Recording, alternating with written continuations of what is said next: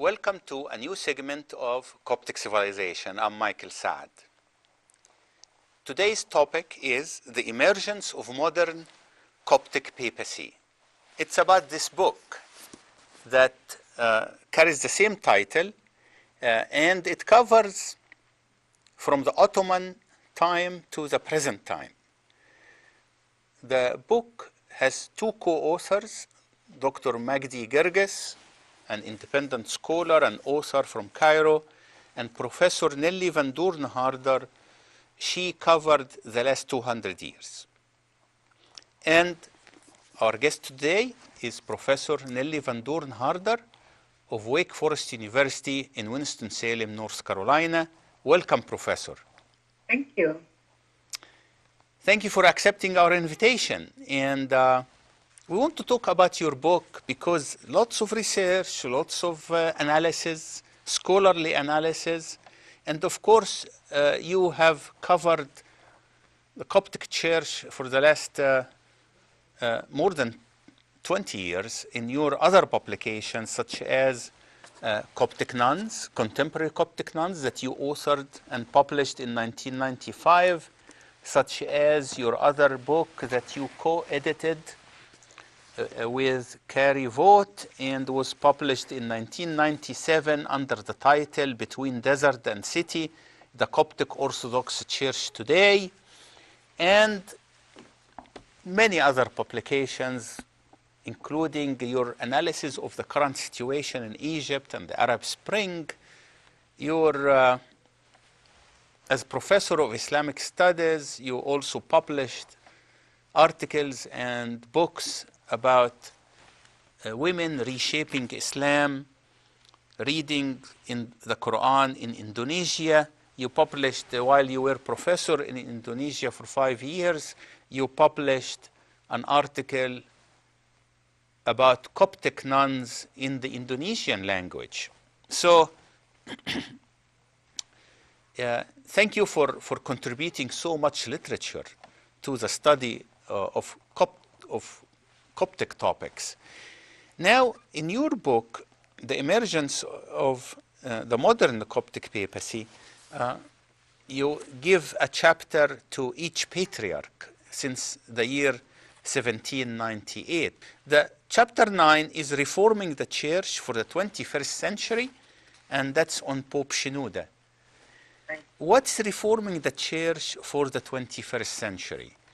We know Pope Shenouda started 1971, his papacy, and did he have an eye on the 21st century at that time? Oh yeah, I think he had nothing but an eye on the 21st century because, as you know, Pope Kyrillos VI, his predecessor, did not have that many years to rule, but he had laid the ground for many, many of the expansion and the new initiatives that we see today in the Coptic Church. And I took the book just to remind myself. I have it here. You know, if you think he started with the monasteries, we know that in the time of Pope Kyrillos, those were very dilapidated, nearly empty. When Pope Shenouda became the Pope, the monastic life had started to revive, but the monasteries were not exactly brimming with people yet. And so the expansion, the big expansion of monastic life really all happened during the time of Pope Shenouda. building new buildings, the recovery of ancient ruins of monastic sites, for example, in the south of Egypt, and then recreating them into inhabited places.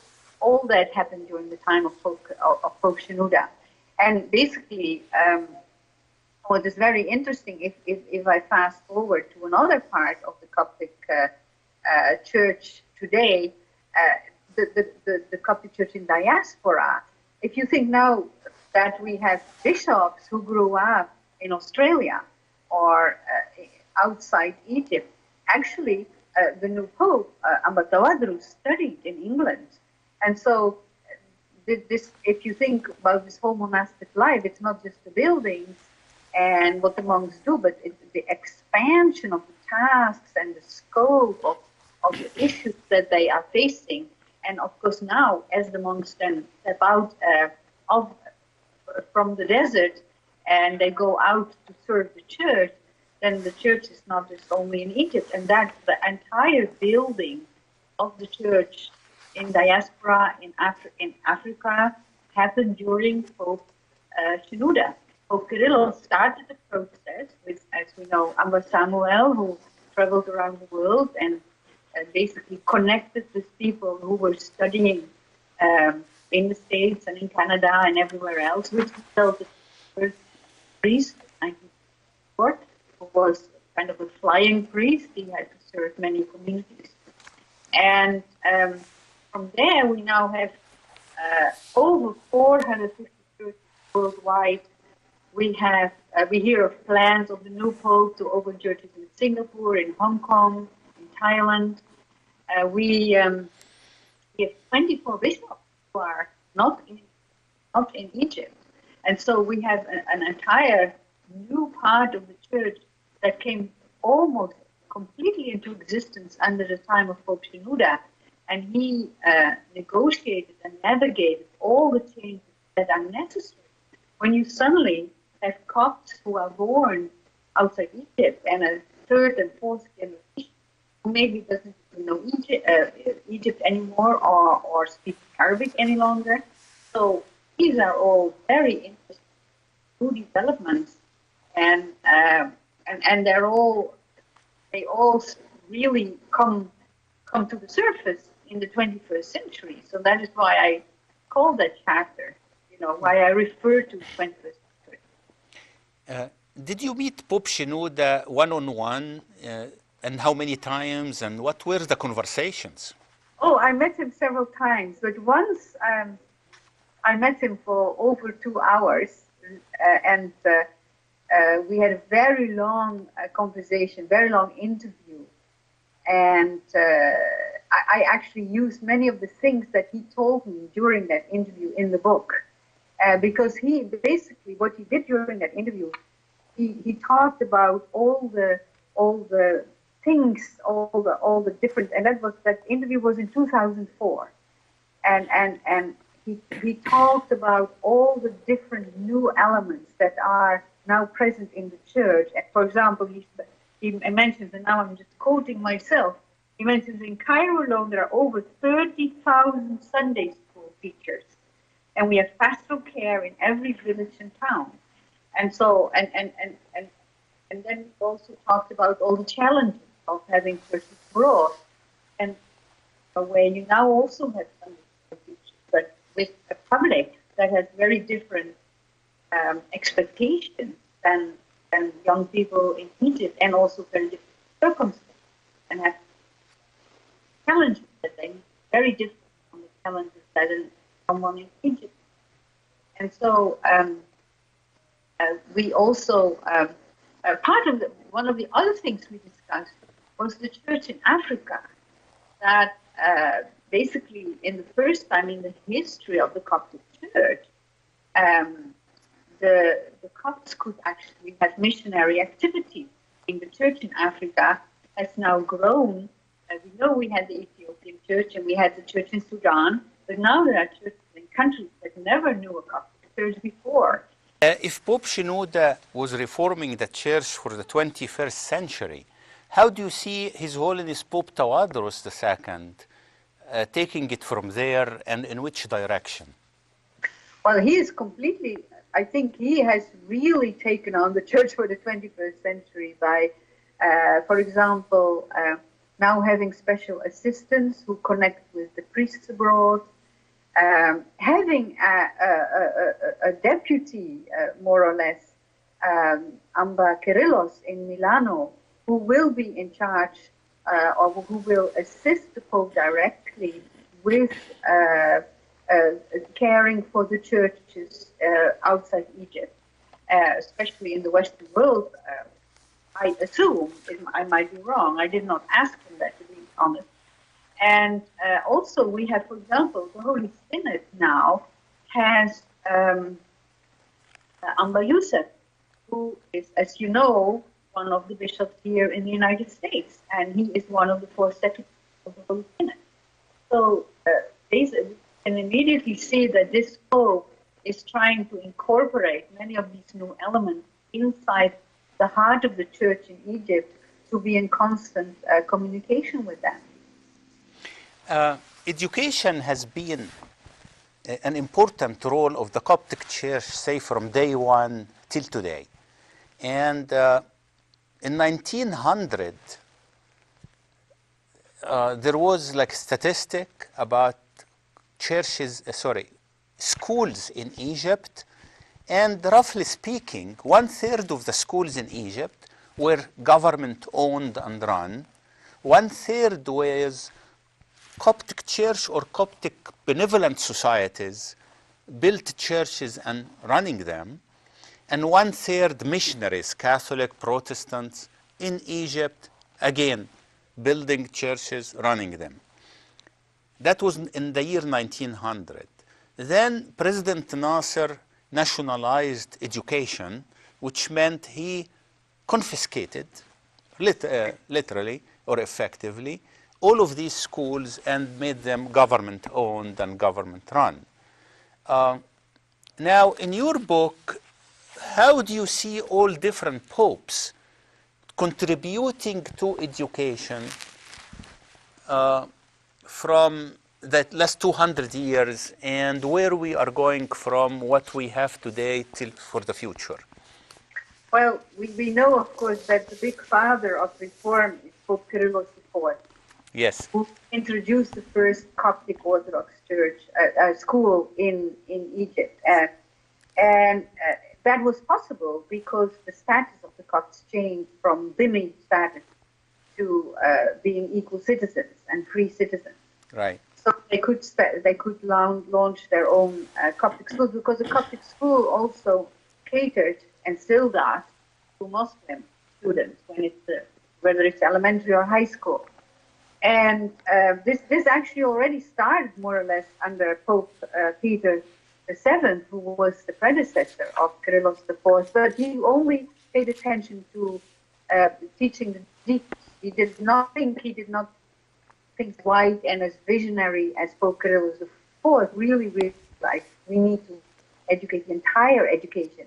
And so education has been a hallmark of the work of the Coptic Church and was for all these years supported by the popes in one way or the other. For example, under Amba Kyrillos V, the seminary opened with Magdi Guirguis as one of its first presidents, and so the more attention was being paid to the education of the clergy. And in all these years, the popes encouraged the lay people from the Coptic Church to open schools and to run schools and to educate the Copts. And as a result, the Coptic population became very well equipped to take on jobs in Egyptian society and to be part of Egyptian society. And basically, coming back to current Pope,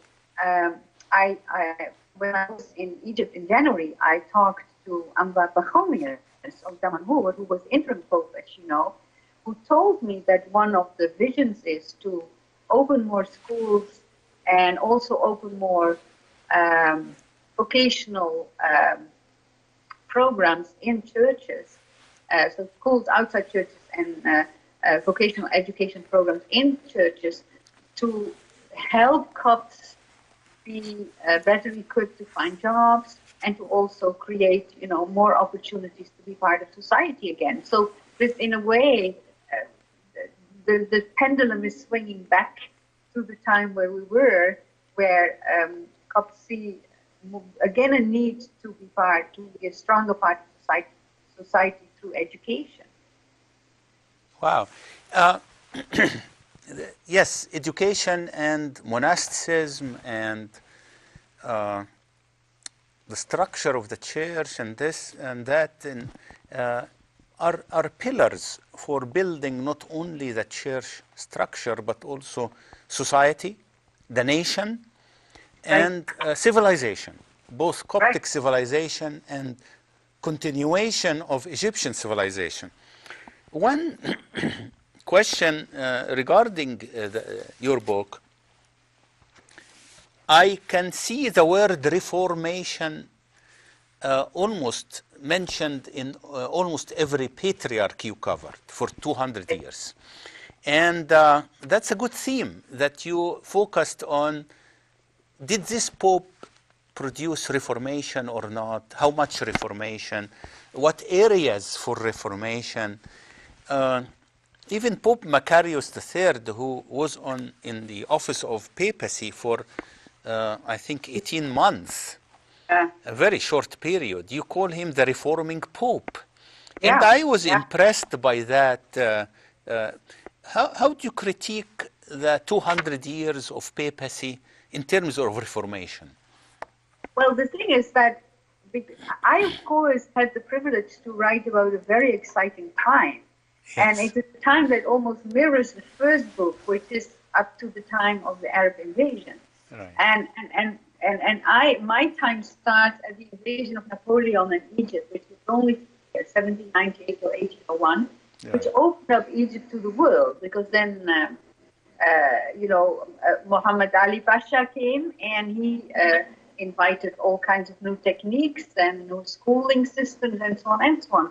So basically, every pope that I studied was facing something new, starting with the first pope, who was the pope in the time of Napoleon, which was Marcus VIII. Yes. He had to deal with all these new ideas that were brought in by the army, and then the whole change of society when the last Mamluk rulers were pushed aside and Muhammad Ali Pasha came. And so basically, every pope period can part of a new development inside Egyptian society and inside Coptic society. And then, of course, when the Copts became, when the demi-stat and Copts enter all kinds of areas, it's more exciting. Copts became landowners, and they gained high positions, as we know. They went into all kinds of, but this was a challenge for the patriarchs, and every time, in their own way, they had to look at how to deal with that.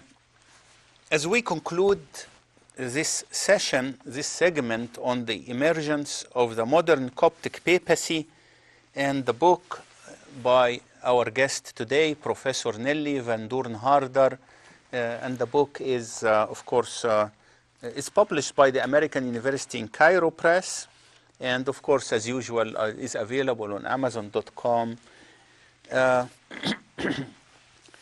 What is your concluding remarks, Professor, on the present and future of Coptic papacy and its interaction with society, and where we are going from here?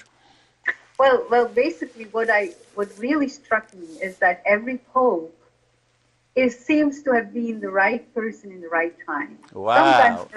Sometimes there were some that ended sadly, but we won't mention them. Yes. It's only one that we know about. And they were, for example, Amba Shenouda, he strengthened the church. He strengthened also, by strengthening the church, he strengthened, Coptic identity. Yes. And Amba Kyrillos, he revived the church. It was as if he awoke everybody and said, "Look, we have all these elements within the church and all these strengths. Why don't we use them?" And so at the same time, how they balanced this power that they had within the society by really focusing on the religious and the spiritual, and it is really by the respect that they gained from the rulers of Egypt was because of their virtuous and spiritual lives. And now, when I go to the now, I had to think about Amapachomius, who said, a shepherd must be in tune with his people, and he must listen to them, take them as they are, and not as he wants them to be. And that is really the modern time, and that is the kind of population that Pope Tawadros is now dealing with, and that he's fully aware of, that he has to listen to the people and take them as they are, and not as he wants them to be, because those times are over. Thank you so much, Professor Nelly van Doorn-Harder, for this enlightenment about the emergence of modern Coptic papacy. See you next week on another segment of Coptic Civilization. I'm Michael Saad.